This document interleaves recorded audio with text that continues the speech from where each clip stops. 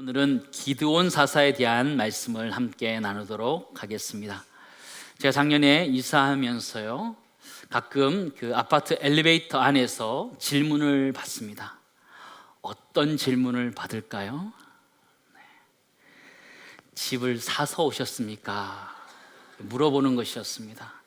얼마에 사서 오셨습니까? 물어보시는 것이었습니다. 전세로 왔다고 말씀드리니까요, 얼마에 들어왔냐고 또 물어보시는 것이었습니다. 제가 직방에 알아보라고 말씀하고 싶었지만 차마 그렇게 말하지 못하고 그냥 들었습니다. 집에 들어왔는데요, 그게 생각이 자꾸 나는 거예요. 왜 물어보셨을까? 뭐 때문에 물어보셨을까? 집에서 곰곰이 생각해 보니까요, 자기 집값이 혹시 떨어졌을까 궁금해서 옆에 집값을 한번 물어본 거 아닐까, 그런 생각도 들고요. 또 하나는, 자기는 집을 사서 왔는데 당신도 집을 사서 왔냐, 그거를 물어보기 위해서 물어보는 것 아닌가, 그런 생각을 하게 되었습니다. 여러분은 어떤 경우라고 생각이 되어주세요? 아마 둘 중에 하나일 것 같아요. 나는 집을 샀는데 당신은 집을 샀습니까? 나 그거나, 아니면 나는 집을 살 때 이만큼 주고 샀는데 당신이 들어올 때 집값이, 내 집값이 또 올랐는지 내렸는지 알고 싶어서 이렇게 물어보는 것 같아요. 궁금한 것이 굉장히 많지요. 우리 한국 사람들은 그 궁금한 것들이 굉장히 많은 민족인 것 같아요. 옆에 사는 사람이, 그죠? 숟가락이 몇 개인지, 그릇이 몇 개인지 알아야지 된다라고 우리는 생각하면서 지금까지 살아왔지요. 그러나 요즘은 그것이 사생활 침해가 될 수도 있다는 것을 우리는 알 필요가 있습니다. 아리스토텔레스는요, 호기심이야말로 인간을 인간이기게 하는 특성이다, 이런 얘기를 했어요. 호기심, 궁금증이라는 것은 우리 인간에게 있어서 가장 기본 중에 기본적인 특성이다라는 이야기를 하고 있는 것이죠. 여러분도 궁금하시지요, 그죠? 목사님은 몇 살이 되었을까? 아이들은 몇 있을까? 사모님은 예배를 몇 부에 드릴까? 이런 것들이 궁금할 수 있습니다. 오늘 성경을 보시면 기드온이라는 사람이 있는데, 그런 궁금했던 것이 아니고 자신의 처해 있는 환경에 대한 궁금증들이 너무 많았던 사람이에요. 하나님 왜 자신을 구원하지 않는지, 미디안의 압제 가운데 그냥 두시는지, 불의한 이 세상 가운데 왜 두는지 너무너무 궁금했던 사람이었습니다. 13절 말씀 보시기 바랍니다. 여호와께서 우리와 함께 계시면 어찌하여 이 모든 일이 우리에게 일어났나이까? 또 우리 조상들이 일찍이 우리에게 이르기를 여호와께서 우리를 애굽에서 올라오게 하신 것이 아니냐 한 그 모든 이적이 어디 있나이까? 이제 여호와께서 우리를 버리사 미디안의 손에 우리를 넘겨주셨나이다 하니. 왜 하나님이 이 미디안의 압제 속에서 그대로 두고 있는지 너무너무 궁금했던 거예요.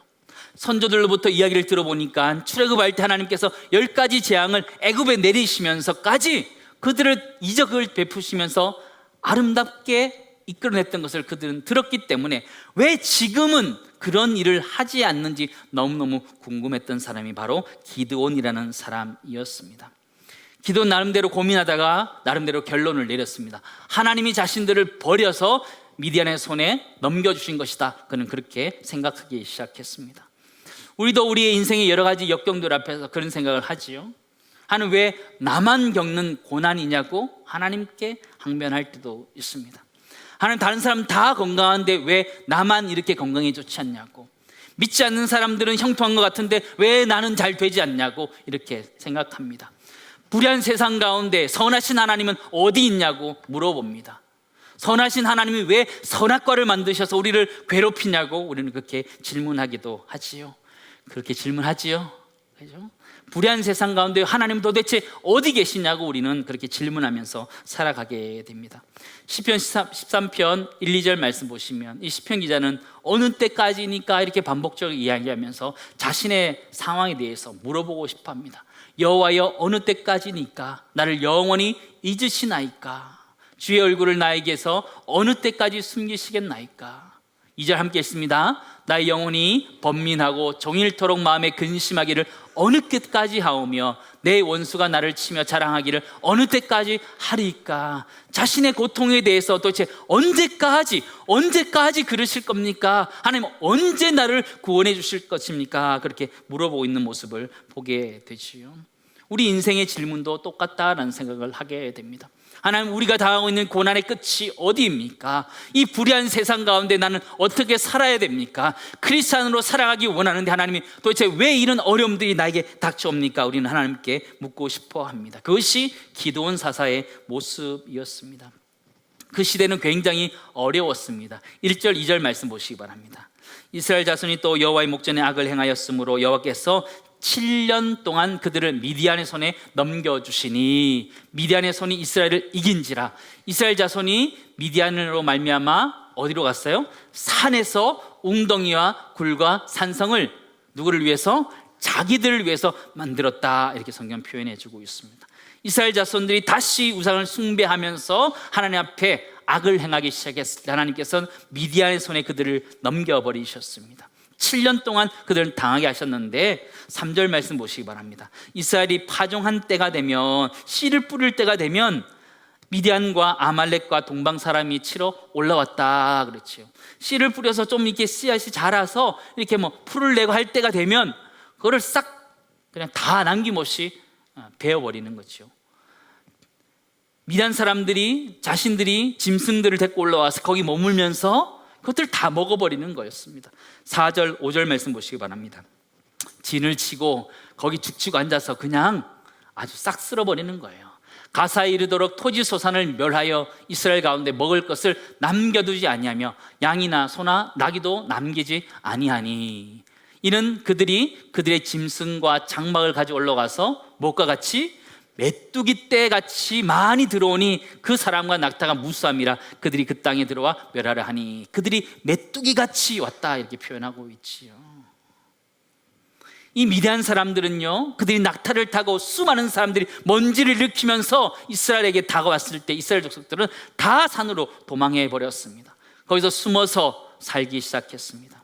미디안 사람들은 짐승을 끌고 와서 장막을 가져와서 그곳에 죽치고 앉아서 다 먹을 때까지 움직이지 않았습니다.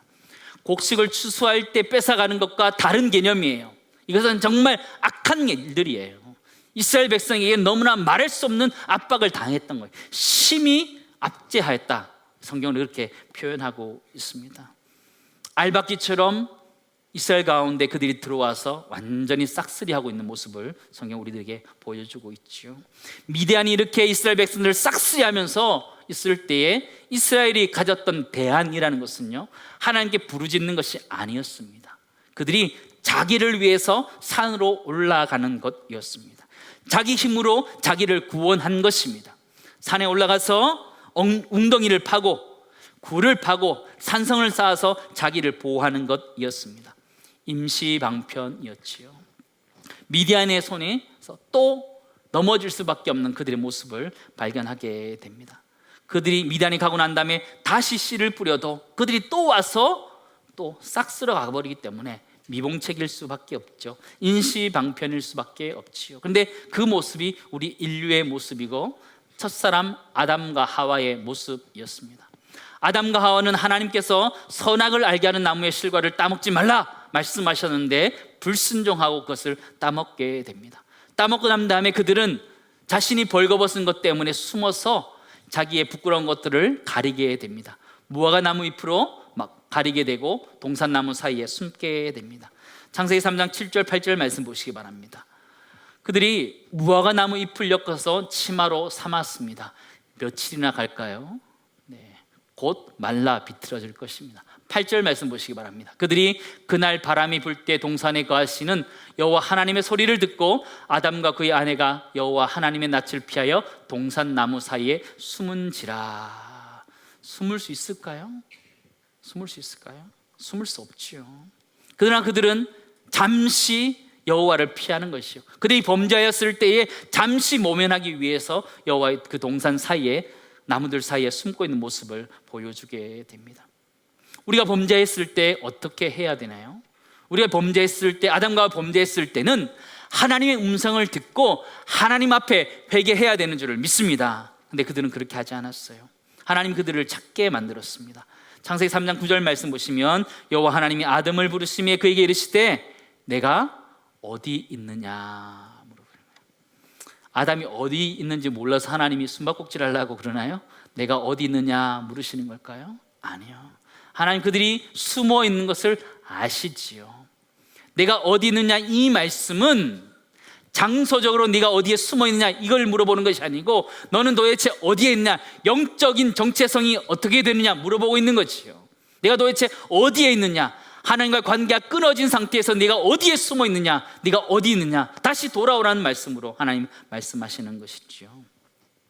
하나님은 그들을 다시 부르셔서 회복시키십니다. 임시방편으로 무화과 나무 잎으로 그들을 가리고 있었을 때 하나님은 가죽옷을 입히시지요. 창세기 3장 21절 말씀 보시기 바랍니다. 여호와 하나님이 아담과 그의 아내를 위하여 가죽옷을 지어 입히시느니라. 하나님 그를 다시 회복시켜 주시는 것들을 성경은 우리들에게 가르쳐주고 있습니다. 우리가 죄악 가운데 있을 때 근원적인 것들을 해결할 수 있기를 주님은 축원합니다. 하나님은 우리들에게 그 아들 예수 그리스도를 보내주셔서 우리의 죄를 근원적으로 해결해 주신 분인 줄 믿습니다. 우리가 죄를 지을 때마다 하나님 앞에 나아가서 엎드려서 용서를 구함으로 그 용서를 얻을 수 있기를 주님은 축원합니다. 여러분은 어디에 계십니까? 하나님 앞에 범죄하였을 때에 여러분은 어디에 계십니까? 사람들을 모르기 때문에 나는 그냥 숨어 있으면 된다 생각하십니까? 여러분, 제가 드러나지 않았기 때문에 괜찮다 그렇게 생각하고 계십니까? 이 이스라엘 백성들은 미디안 사람이 치러 왔을 때 하나님 앞에 범죄하였기 때문에 당한 것인데, 그들은 자기를 위해서 산에 올라가서 웅덩이를 파고 굴을 파고 산성을 쌓았습니다. 여러분은 어떻게 하고 계십니까? 여러분 나름대로의 산에 숨어서 지나가기를 원하고 있는 모습은 아닌가 모르겠습니다. 꿩이나 타조가 위험하면 어떻게 하는지 아십니까? 머리만 땅에 쳐박고 숨어 있습니다. 그게 우리의 모습이 아닌가. 이스라엘 백성이 그랬습니다. 미디안이 치러 올 때 그냥 급해서 자기 머리만 산에 이렇게 잠깐 쳐박아 놓는 거지요. 또 지나가나 가면 다시 이렇게 나오는 모습들, 그게 이스라엘 모습이고 우리의 모습이에요. 범죄하였을 때에 그냥 넘어가려고 하고 지나치려고 하고, 하나님은 모르시겠지, 사람들은 모르니까 넘어가야겠지, 그렇게 생각하기도 하지요. 참 미디안 이 족속 앞에서 참 무기력했던 이스라엘의 모습을 보게 됩니다. 기드온 사사의 모습도 굉장히 무기력했습니다. 11절 말씀 보시기 바랍니다. 여호와의 사자가 아비에셀 사람 요아스에게 속한 오브라 이르러 상수리 나무 아래에 앉으니라. 마침 요아스의 아들 기드온이 미디안 사람에게 알리지 아니하려 하여 밀을 포도주 틀에서 타작하였다. 그렇죠. 들키지 않으려고 소심하게 조그마한 곳에서 그렇게 타작하고 있는 것이죠. 넓은 타작마당에서 타작하지 못하고 그냥 조용하게 그 밀을 까고 있는 이 기드온 사사의 모습을 성경 우리들에게 가르쳐주고 있습니다. 하나님 그를 사사로 세웠는데 그가 거부하지요. 여호수아와 갈렙의 영적 야성은 어디 갔습니까? 85세의 갈렙은 이 산지를 내게 달라라고 얘기했던 그 야성을 가지고 있었는데, 이 기드온 사사에게는 그런 것들이 다 사라져 있는 모습을 발견하게 됩니다. 그냥 하나님께만 계속 불평불만하는 거지요. 하나님, 미디안에 왜 압제를 당하면서 여기 두십니까? 얘기하는 거죠. 여호수아 같은 위대한 사람이 언제 나타납니까? 갈렙과 같은 위대한 사사가 언제 나타납니까? 하나님 그 사람 좀 보내달라고 기도하는 거지요. 하나님 그 사람이 너다 그렇게 얘기하니까요, 기도는 당황해합니다. 난 아닌 것 같다라고 얘기합니다. 15절 말씀 보시기 바랍니다. 그러나 기드온이 그에게 대답하되 오 주여, 내가 무엇으로 이스라엘을 구원하리까? 보소서. 하나님께 보라 그러는 거죠. 나의 집은 므낫세 중에 극히 약하고 나는 내 아버지 집에서 가장 작은 자니이다. 그랬죠. 하나님 눈이 있으면 좀 보라는 거예요. 내 꼴을 한번 보라는 거예요. 할 수 있는 사람이 아니라는 거죠. 하나님 사람 잘못 보셨다라는 거예요. 하나님 나는 이스라엘을 이 미디안 족속들 가운데 구원할 만한 사람이 아니다, 그런 얘기를 하고 있는 거죠. 사실이에요. 근데 모세도 사실은 이스라엘 백성들을 애굽 땅에서 출애굽 시킬 때 하나님 부르셨을 때 똑같이 반응했어요. 나는 아닌 것 같다 이렇게 얘기하죠. 출애굽기 4장 10절 말씀 보시기 바랍니다. 모세가 여호와께 아뢰되 오 주여, 나는 본래 말을 잘 하지 못하는 자니이다. 주께서 주의 종에게 명령하신 후에도 역시 그러하니 나는 입이 뻣뻣하고 혀가 둔한 자니다. 난 안 된다 얘기를 한 거죠. 모세도 하나님 쓰시려고 그러는데 난 안 됩니다. 그리고 기드온 사사도 난 안 됩니다. 다른 사람 써주세요. 이렇게 얘기하는 것이지요. 그렇죠? 우리 모습과 다르지 않다는 생각을 하게 됩니다. 하나님 우리를 불렀는데 우리는 사양하고 있는 거예요. 하나님 내 꼴을 좀 보라고, 내가 할 수 있겠냐고, 하나님 눈이 있으면 좀 보라고, 그렇게 얘기하는 것 같아요. 큰바위 얼굴 이야기로 잠깐 넘어가려고 합니다. 너세니얼 호세니라는 사람이 1850년에 큰바위 얼굴이라는 단편 소설을 발표하게 됩니다. 여러분 읽어보셨나요? 우리 어렸을 때 이게 읽었던 기억이 납니다. 주인공 어니스트는요, 어린 시절 어머니로부터 큰바위 얼굴에 대한 전설을 듣게 됩니다. 언젠가 큰바위 얼굴을 닮은 위대한 사람이 이렇게 등장할 것이다, 그렇게 말해 주었습니다. 어니스트는 자라면서 그 사람을 기대하게 됩니다. 그는 인생 가운데 네 사람의 큰바위 얼굴과 같은 사람을 만나게 됩니다. 위대한 상인이고 또 위대한 또 장군이었던 사람, 위대한 정치인이었던 사람, 위대한 시인이었던 사람들을 차례로 만나게 됩니다. 그러나 곧 실망하게 됩니다. 그들이 큰바위 얼굴과 같았지만 막상 알고 보니까 너무 실망감이 많아서 그 사람들이 결코 큰바위 얼굴이 될 수 없음을 그는 깨닫게 되지요. 시간이 흘러가고 그는 주변에 좋은 이야기를 하는 사람들로 소문이 나게 됩니다. 그래서 많은 사람들이 그에게 이야기를 듣기 위해서 찾아오게 되죠. 그래서 수많은 이야기들을 하는 가운데 어느 날 한 시인이 이 어니스트를 향해서 당신이 큰바위 얼굴을 닮았다, 이렇게 얘기를 하는 것이죠. 그 이야기가 큰바위 얼굴의 이야기인데요, 저는 오늘 성경 말씀을 묵상하다가 이 기드온 사사가 바로 큰바위 얼굴의 어니스트 같다라는 그런 생각을 하게 되었습니다. 기드온은 평생을 궁금해서 살아왔습니다. 하나님이 언제 이 미디안에서 구원할 사사를 세우실 것입니까? 여호수아와 같은 사람, 갈렙과 같은 사람을 세울 것입니까? 그렇게 찾았습니다.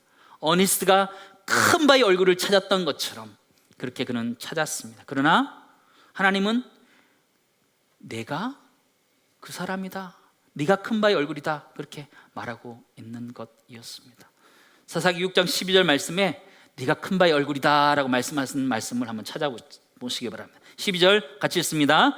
여호와의 사자가 기드온에게 나타나 이르시되 큰 용사여 여호와께서 너와 함께 계시도다 하매. 어디 있어요? 너가 큰바위 얼굴이다는 게 어디 있어요? 큰 용사여, 여기 있는 거예요. 네가 큰바위 얼굴과 같은 구원해낼, 미디안에서 구원해낼 큰 용사다, 하나님께서 그렇게 말씀해 주시는 것이죠. 14절에도 하나님께서 다시 그가 큰바위 얼굴이라고 이야기해 줍니다. 14절 같이 읽겠습니다. 여호와께서 그를 향하여 이르시되 너는 가서 이 너의 힘으로 이스라엘을 미디안의 손에서 구원하라, 내가 너를 보낸 것이 아니냐 하시니라. 그러죠. 큰바위 얼굴이 어디 있어요? 이 너의 힘으로 라는 단어, 너의 힘으로 한다라고 성경 분명히 기록하고 있지요. 하나님은 기드온 사사를 하나님의 사사로 그 시대 가운데 쓰기 원하시는데 기드온은 난 아닌 것 같다라고 계속적으로 고백하고 있는 것이죠. 그런데 하나님은 너가 사사로서 그 역할을 해야 된다는 것을 계속 강조하고 있습니다. 15절 말씀 보시면 난 아니라고 계속 얘기하죠. 므낫세 중에 극히 약하고 나는 내 아버지 집에서 가장 작은 자다, 계속 그는 거부하게 되죠. 요즘 아이들 말로 깜이 안 된다는 거죠. 나는 사사로서 자격이 없다는 거 한번 보시라는 거예요. 내 꼴을 한번 보라는 거예요. 작은 지파 가운데 그 아버지 집에서도 또 작은 자다, 내가 할 수 있겠냐고 한번 보시라, 하나님 이렇게 얘기하는 것이죠. 그게 사실이긴 해요. 사실이긴 해요. 근데 하나님은 계속적으로 그에게 말씀하시는 거예요. 16절 말씀 보시면 여호와께서 그에게 이르시되 내가 반드시 너와 함께하리니 내가 미디안 사람 치기를 한 사람을 치듯 하리라 하시니라. 하나님은 계속 할 수 있다라는 얘기를 계속 하고 계시는 것이죠. 사랑하는 성도 여러분, 우리는 이 세상 살아가면서 하나님은 선하신데 왜 불의한 일들이 있는지 너무너무 궁금해하면서 살아가고 있습니다. 여러분들이 경험한 그 세계 속에서 여러 분야들마다 왜 이렇게 불의한지 궁금해하면서 살아갑니다. 하나님은 선하신데 왜 악인들을 두시느냐? 왜 악인들은 잘 되는 것 같은데 왜 우리는 이렇게 어렵게 살도록 하느냐? 하나님께 불평불만하는 것, 그 모습이 기도의 모습이고 바로 우리의 모습이죠. 근데 하나님의 해답은 달라요. 네가 해결하라는 거예요. 기도는 네가 해결하라는 거예요. 네가 큰 바의 얼굴이라는 거예요. 네가 여호수아와 갈렙을 기대하고 있었느냐? 내가 너를 세운다 말씀하고 있는 거예요. 아멘. 우리에게 똑같이 말씀하시는 거예요. 우리는 세상이 너무 불의하다 말해요. 세상이 너무 불공평하다 말하고 있어요. 하나님 도대체 뭐 하시냐고 물어보는 거죠. 하나님 뭐 하라고 우리에게 말씀하실까요? 네가 해결하라 말씀하시는 거예요. 네가 적임자다 말하는 거예요. 그래서 너를 세상에 보낸다, 하나님 그렇게 말씀하시는 거죠. 하나님 세상을 변화시킬 수 있는 적임자로 우리를 보내시는 거예요. 우리를 한번 따라하겠습니다. 세상을 변화시킬 적임자는 바로 나 자신이다. 아멘. 다시 한번 따라하겠습니다. 나는 큰 바의 얼굴입니다. 아멘. 얼굴이 크다고 얘기할까 봐 기분 나쁘시나요? 네? 큰 바의 얼굴이라고 그러면 기분 나쁘셔요? 하나님 우리를 향해서 큰 바의 얼굴이라고 말하는 거예요. 네가 해야 된다고 말하는 거죠. 우리는 맨날 남 탓하고 있는 거예요. 하나님이 왜 저런 사람 그냥 두나고 얘기하죠? 왜 불의한 세상을 하나님 바꾸지 않나고 하나님 계속 불평하지요? 하나님 왜 여호수아와 같은 사람, 갈렙과 같은 사람을 써서 하나님 놀랍게 역사해 달라고 기도하지요? 그러면서 나 말고 다른 사람 써달라고 얘기하지요. 목회자를 세우려고 그러니까요, 자기 아들은 반대하는 거예요. 사모가 되려고 그러니까요, 자기 딸은 반대하는 거예요. 선교사를 보내려니까 자기 자녀들은 다 반대하는 거예요. 나 말고 다른 가정에서 그렇게 얘기하는 것이 우리의 모습일 수 있다는 거예요. 근데 하나님은 적임자가 누구라는 거예요? 나라는 거예요. 우리가 불의하게 생각하고 있는 곳에 그 불의한 것을 바꿀 수 있는 사람의 그곳의 적임자가 누구냐? 바로 우리 자신이라고 말하는 거예요. 우리가 바꿀 수 있어요? 못 바꿔요. 기도원하고 똑같아요. 할 수 있는 능력이 없기 때문에 못한다고요. 한번 쳐다보세요. 세상이 그렇게 변해가는 세상 가운데 여러분 뭘 변화시킬 수 있어요? 택도 없어요. 뭘 변화시킬 수 있어요? 택도 없어요. 우리 꼴을 보면 세상을 변화시킬 수 없어요. 못 변화시켜요. 그런데 기도원이라는 사람이 미디안을 이기게 됩니다. 비결이 나온대요. 34절 말씀 보시면 여호와의 영이 기도원에게 임하시니, 달라진 거예요. 여호와의 영이 기도원에게 임하였을 때에 미디안을 이겼다라고 성경을 기록해 주고 있어요. 예수님께서 이 땅에 오셔서 제자들을 세상 가운데 보내실 때에 하신 것이 있어요. 요한복음 20장 21절 22절 말씀 보시기 바랍니다. 아버지께서 나를 보내신 것 같이 나도 너희를 보내노라. 정말 일대같이 든 곳에 제자를 보내시는 거예요. 22절 같이 읽습니다. 이 말씀을 하시고 그들을 향하여 숨을 내쉬며 이르시되 성령을 받으라. 아멘. 제자들을 세상 가운데 보내면서 성령을 불어넣으셔서 세상 가운데 보내주셨을 때 그들이 열방에 이르기까지 복음을 전하는 줄 믿습니다. 단 12명이었지만 땅끝까지 복음을 이룬 일을 충분히 잘 감당했던 것을 우리는 알고 있지요. 또 하나님은 지금에도 우리에게 성령을 부어주신 줄 믿습니다. 사도행전 2장 17절 말씀 보세요. 하나님이 말씀하시기를 말세 내가 내 영을 모든 육체에 부어주리니 너희 자녀들은 예언할 것이요 너희 젊은이들은 환상을 보고 너희 늙은이들은 꿈을 꾸리라 말씀하셨어요. 하나님 모든 육체에 성령을 부어주신 줄 믿습니다. 하나님 우리를 부르셔서 세상 가운데 나아가라 말씀하시는 거예요. 세상을 바꾸고 싶으냐? 더러운 세상, 치사한 세상, 불의한 세상 바꾸고 싶느냐? 네가 하라 말씀하시는 거예요. 하나님 우리에게 그 사명을 맡겨주신 줄 믿습니다. 기드온 사사는요, 자기는 아닌 줄 알았어요. 나 말고 위대한 여호수아와 같은 사람, 갈렙과 같은 사람을 기대했지만 하나님은 내가 큰 바의 얼굴이다 말하는 거죠. 사랑하는 성도 여러분, 이제 말씀을 좀 정리하기를 원합니다. 우린 이 세상 살아가면서 세상이 불의하다 그렇게 생각하며 살아갑니다. 살아가면 살아갈수록 세상은 더럽고 치사합니다. 1등만 기억하는 아주 더러운 세상입니다. 그 세상 어떻게 바꿀 수 있습니까? 꼴찌라도 괜찮습니다. 주의 성령이 임하시면 바꾸게 하실 줄을 믿습니다. 불의한 세상을 하나님 우리를 통해 바꿔가기 원하셔요. 우리에게 성령을 주셔서 바꿔갈 수 있기를 주님을 축원합니다. 난 안 된다, 난 아닌 것 같아 거부하지 마시고 주의 성령 충만한 가운데 그 일들을 잘 감당할 수 있기를 주님을 축원합니다. 우리 인생 살아가다 보면요, 우리가 열심히 여러 가지 일들을 할 때 우리의 것들을 싹 빼앗고 갈 건 메뚜기 떼와 같은 그런 일들을 우리가 맞이하게 됩니다. 그럴 때 대항할 수 있는 것이 무엇이냐면 성령의 바람입니다. 메뚜기 떼리 막 설칠 때요, 성령의 바람이 싹 불어버리면 싹 다 사라질 줄 믿습니다. 그렇죠? 우리에게 성령의 충만함이 있을 때 그 싹쓸이 당하는 그 어려움 가운데서도 일어설 수 있다, 성경은 말하고 있습니다. 사랑하는 성도 여러분, 우리는 세상 살아가면서 이 세상을 구원할 히어로를 찾고 있지요. 여호수아와 갈렙과 같은 위대한 사람을 찾고 있지요. 근데 하나님은 지금 뭐라고 그래요? 우리를 향해서 너네가 해라 그런 말씀하시는 거예요. 교회 공동체가 해라 말하는 거예요. 크리스찬들에게 하라 말씀하시는 거예요. 그 사명들을 잊지 않고 우리가 살아갈 수 있기를 주님을 축원합니다. 기도원 사사는 누구예요? 우리예요.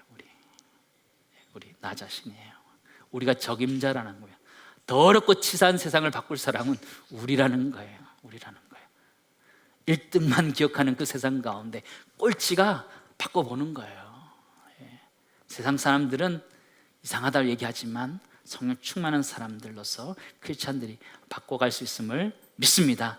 기죽지 마시고 성령 충만한 가운데 승리할 수 있기를 주님을 축원합니다.